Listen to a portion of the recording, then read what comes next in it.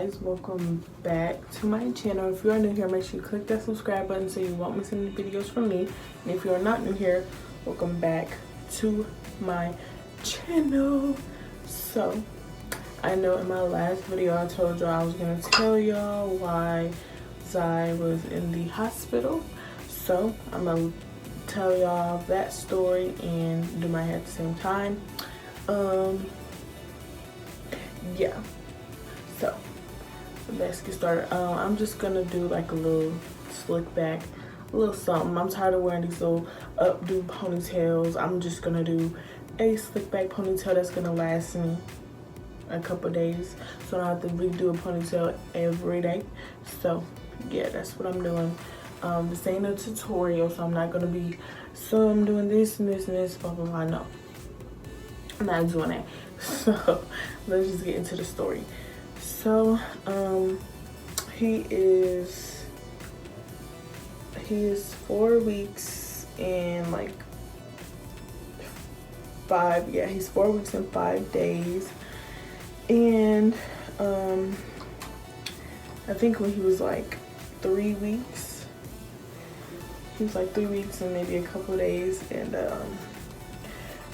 it was like randomly I checked his temperature, and I think I felt him and he was a little warm, and so I checked his temperature and it said 99 point something at first, and then I was like, okay, that's not normal. It was just, it was borderline high. And then, and also guys, I'm doing this story time because a few of you guys have been asking, a few of you guys have been asking, so I'm just telling this little story or whatever and stuff like that. So yeah, I checked his temperature again. I had contacted the nurse actually, because they're like, newborns are not supposed to have like temperatures, a fever, so they need to go into the hospital if that's the case. So so I contacted the nurse, called the nurse, and then while I was waiting for another nurse to call me to ask me questions and stuff like that, then I checked it again and it was 102, and that was him. Not even 5 minutes went by when I checked his temperature again. So I'm freaking out, I'm crying, I'm like, I don't know what to do, like, but he was still acting normal. He still was eating. He wasn't like fussy, and he honestly wasn't even that hot, but something told me to check his temperature, and I don't know why. I honestly don't know why, but yeah, so I checked it, and at this point it's 102, so I'm freaking out. I'm a new mom, so I don't know what can happen. I don't know. So yes, so the nurse calls me and she's like, well, you guys need to go to the hospital and stuff like that. So so then I pack us all up, I pack his diaper bag and stuff like that, and I go. So we get there. Oh my gosh, I need a skinnier comb to do these parts. Let's see if this one's better. So we get there or whatever. They check him in, they check his temperature there, and I did the armpit. When I was at home, I did his armpit when I checked his temperature. When they did it, they did his butthole. So the temperature there was 99.9, I think. So it was borderline high. So I don't know how it spiked up to 102 and then went back down to 99. It was just weird. So I asked the lady, I was like, is that high? She was like, it's borderline high. So they weren't too concerned, but so then we got checked in and everything like that. They were asking me questions and stuff, and actually that same day, a couple hours before I checked his temperature, I had gave him some gripe water, which is for like constipation, colicky, babies, stuff like that. It's nothing bad at all. So because he was constipated, he was like grunting and stuff like that, but the poop would not come out. He would fuss and cry because he was pushing, but it just would not come out. So I was feeling bad for my son, and I gave him the grape water, which actually helped. And so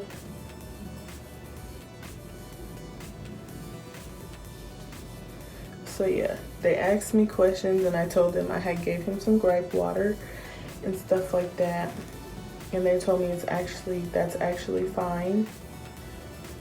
So this part is gonna get on my nerve. So yeah, they said that was fine. I'm pretty sure they're pretty sure that's not what caused it and everything.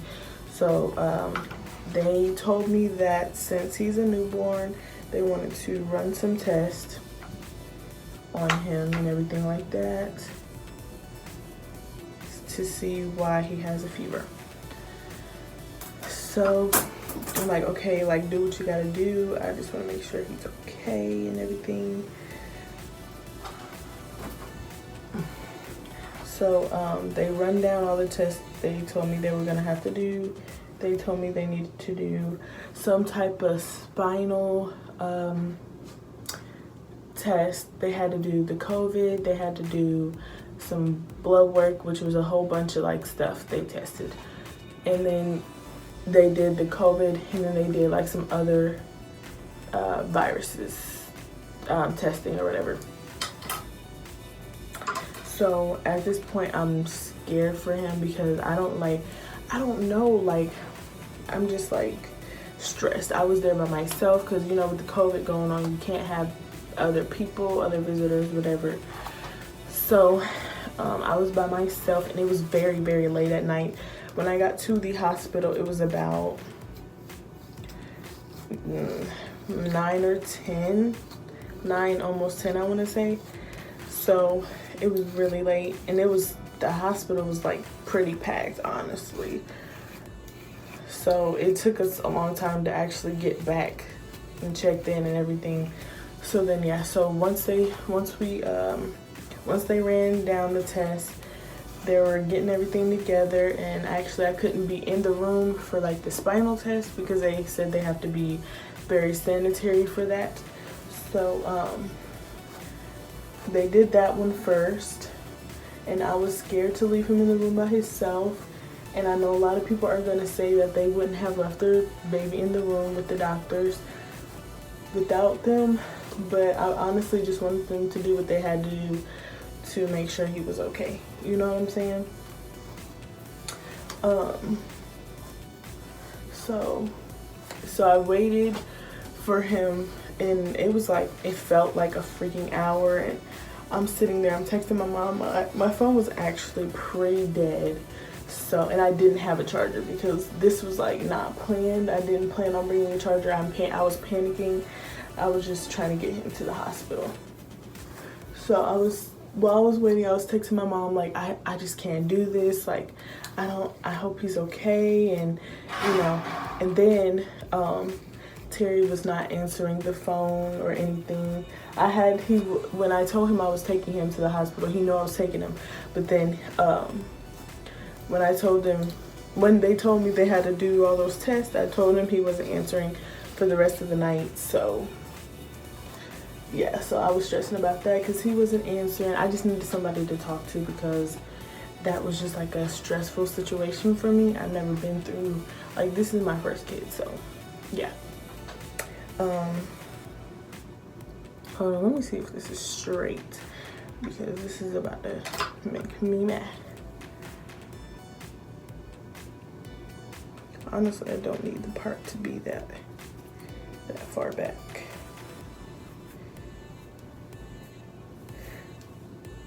Oh my gosh.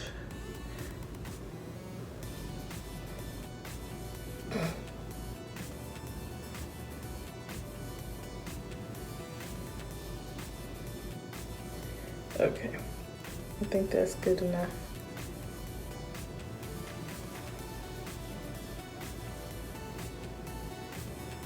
Okay, that's good enough.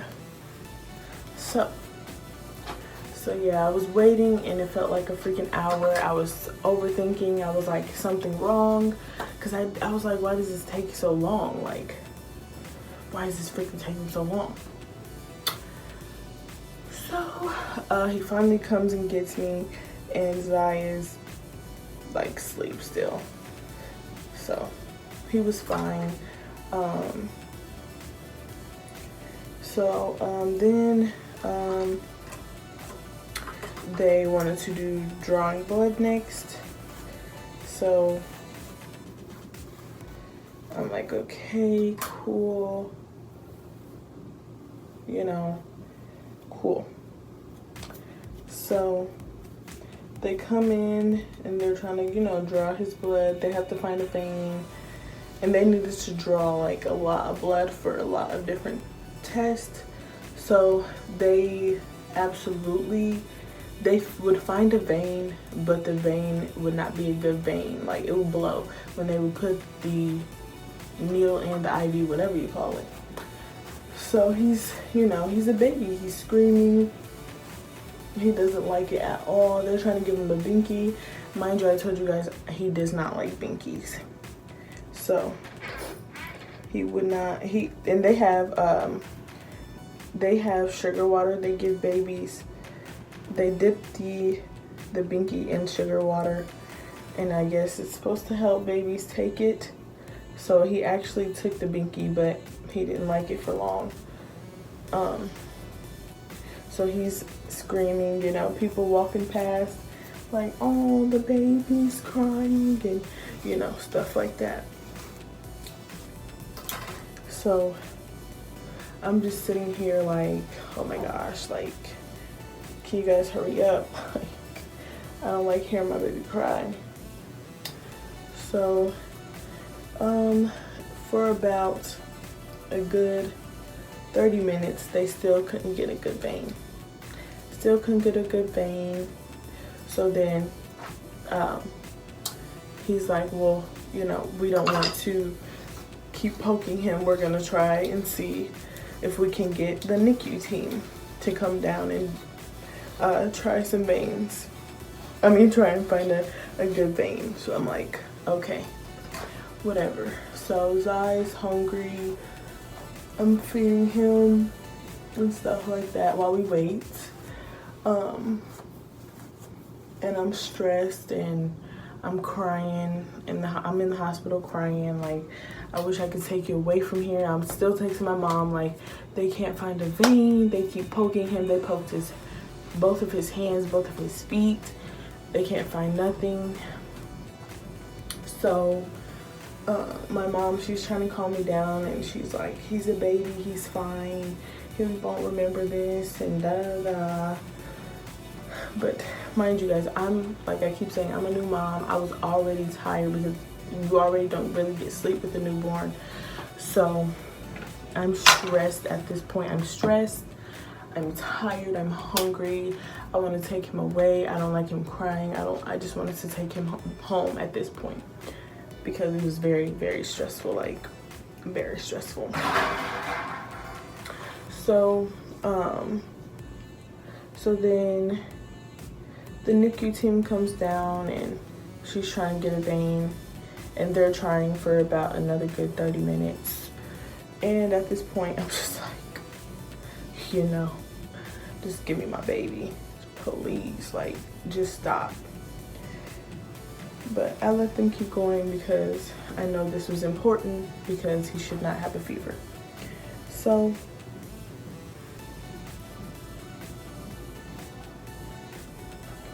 like I said, 30 minutes goes by, they're still trying and everything like that. So then my mom's texting me, she's like, if they can't find a vein still, ask them to check his temperature again and see if it went down, then ask if you guys can go home. So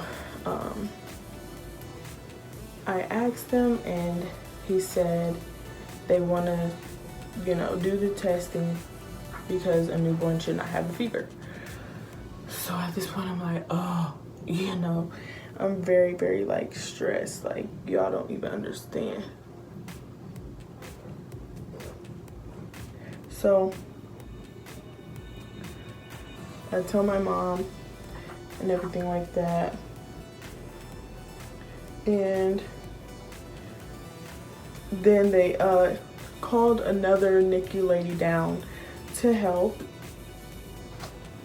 And then they're like, well, we can try, because sometimes, you know, they have veins in their head, and they have good veins that, you know, sometimes we can try and get blood from. So in my head, I'm like, what, his head? Oh my gosh, like, he's already been through so much. Y'all poking him so many times, and his arms, his legs, his feet, like, he's just a baby, a newborn at that. So then they proceed to poke in his head, and he's screaming, and you know, of course we had to hold him down. So that was just, it was just very stressful, y'all. It was very stressful, and I know he's never gonna remember, but it's just the fact that they kept having to poke everywhere. It was just overwhelming, very overwhelming for me. And then still couldn't find the vein in his head. So then she finally got a good vein in his arm. So they finally drew the blood, and then after they drew the blood, they're like, well, since he had that fever at home of 102, we are going to keep you, and he's going to be in the NICU for a couple days. And I'm like, I don't have nothing. I don't have anything. I don't have a charger. I don't have nothing with me. Like, I was just, and nobody was up. Well, mom was still up and everything like that for me, so I would have somebody to talk to. By the time that they told me that they were gonna take him to the NICU, it was about 1 o'clock in the morning, maybe even, should I say later or earlier? I don't know. Maybe even later than that. And they take us up there and everything, and they tell me that he's doing better than when he came in. So they told me that the earliest he would go home, so it was was it a Saturday or Friday? I want to say it was a Saturday, and they told me the earliest he would go home is in 2 days. So when we got up to the NICU, they said they kept his IV in, because they said that since I had strep B when I was pregnant, he could have a fever from that, and he could have got strep B, you know, from me or whatever. And if you guys don't know what strep B is, it's like something common that pregnant women get, and babies can get it if they, you know, if they didn't. They treated me for it when I was in labor, but I don't know. So yeah, they were like, we're gonna keep him on this medication until he leaves and everything. So yeah, so I made myself comfortable, because I knew we weren't, you know, I knew we weren't leaving. So yeah, so then they did the COVID test, which was a rapid COVID test, which are the COVID tests that come back fast. They're getting him all set up in the NICU. And so at first we had to be in, what is it called, isolation, which is we were in this room until all his virus tests came back negative. So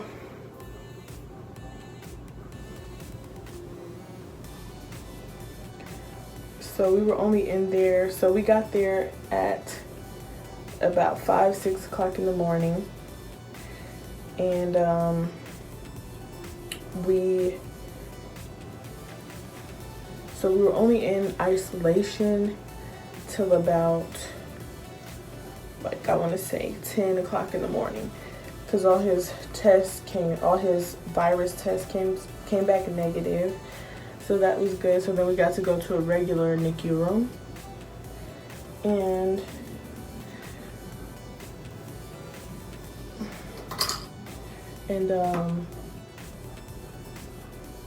then all his other tests started to kind of come back, and all those were negative.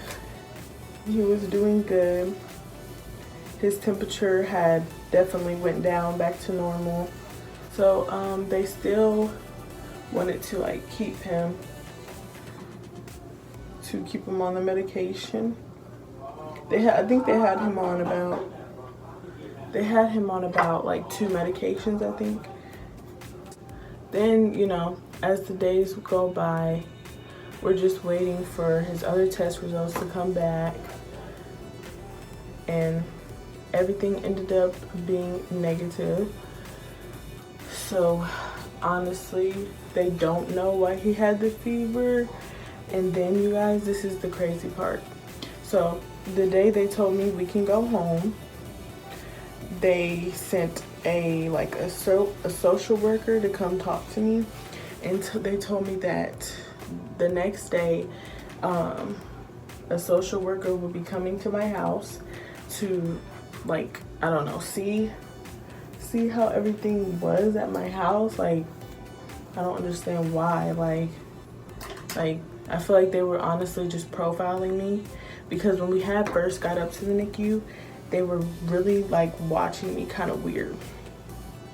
And they kept asking me, they said, do you have a history of herpes? Da da da da da. I'm like, no. Like, no, I don't have a history of herpes. So then, like, they came and asked me again, and I'm like, I told you guys no. Like, why are you guys keep asking me this? Like, at this point, I feel disrespected because, like, I told you guys no already. So, yeah. And then the social worker came out, which I really don't know why they sent one. I still don't know why. And she just checked his temperature, weighed him, and everything. And he's fine. So it's been a week, and still don't know why he had the fever or anything like that. And he does have sickle cell trait, because his dad has sickle cell trait. So I thought maybe, you know, it could have been something tied with that, but they told me nah. So I don't know why he had the fever. I just check his temperature from now. Like, I don't check it every day, but I just check it when I feel like, you know, he's maybe too hot. Yeah, so the social worker had to come to my house twice. Yesterday was her last day coming. So, I mean, yeah, like, that was pointless. It was real pointless, but it's whatever. Yeah, that was a little story. It was a very, very, like, stressful and scary experience, being by myself, being a new mom. And I never hope I have to go through that again, because that was just a lot for me, a lot. So yes, I guess I'll just show you guys me doing the rest of my hair. I'm just gonna speed it up from here.